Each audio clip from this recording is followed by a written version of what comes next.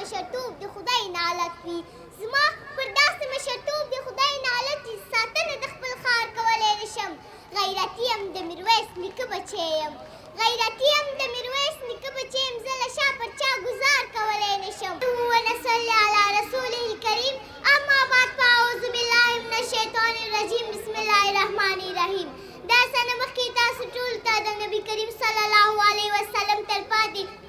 او نه هېرېدونکې تحفه وړاندې کوم چې عبارت دی له سلام څخه السلام علیکم ورحمت الله وبرکاتو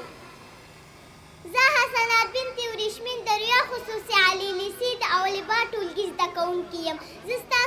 زه ستاسو ټولو په اجازه غواړم شعر وړاندې کړم په دې هیله چې د خوښې وړ مو وګرځي ولې کوي د رب د حکم بغاوت انسانه ولې کوي د رب د حکم بغاوت انسانه وي د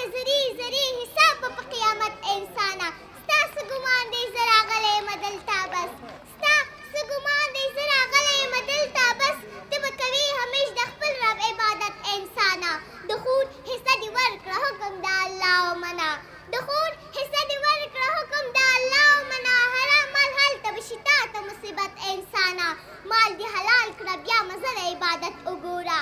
مال دې حلال کړه بیا مزه د عبادت وګوره ستا په عمل به فیصله وي د جنت انسانه در نه به پاتې وي د ځان سره یې وړلی نه شي در نه به پاتې وي د ځان سره یې وړلی نه شي هلته به کېږي بیا حساب د مال دولت انسانه ژبې خو ډېرې دي رسولي جهنم ته خیال کړه ژبې خو ډېرې دي رسولي جهنم ته خیال کړه چېرته چې ونه کړي د بل سړي غیبت انسانه بس کړه واضح نفرتونه د منبر نه بند کړه بس کړه واضح نفرتونه د منبر نه بند کړه شو ډلې ډلې مسلمان او یو ملت انسانه لکه انګور همیش د بل په اوږو مه پرېوځه لکه انګور همیش د بل په اوږو مه پرېوځه پاسه حلال وګټه وکړه خپل همت انسانه پاسه حلال وګټه وکړه خپل همت انسانه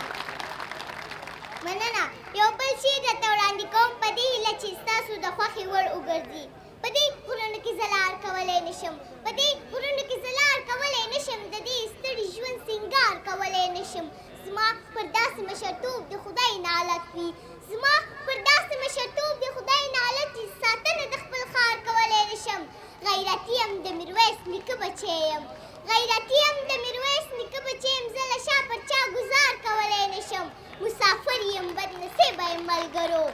مسافر یم بدنصیبه یم ملګرو د مریض مور دیدار کولی نشم ای غربته بې غیرته نوره ورک شه ای غربته بې غیرته نوره ورک شه تا دعوې مې د خپل پلار کولی نشم او که بدلېږي نو بدل شه زما قسمته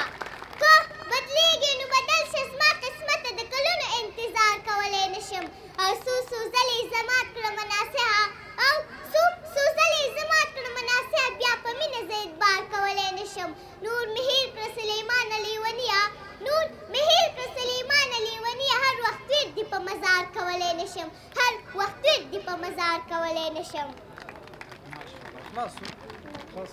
په دې بیت په دې بیت درنه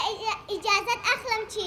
پښتون 50 کاله د بل دیوال ته خټې وکړي پښتون 50 کاله د بل دیوال ته خټې وکړي وخت او حالاتو ترېنه خپلې ګټې وکړي موږ هغه قوم سر شیندلو ته څو ځله وځو موږ هغه قوم سر شیندلو ته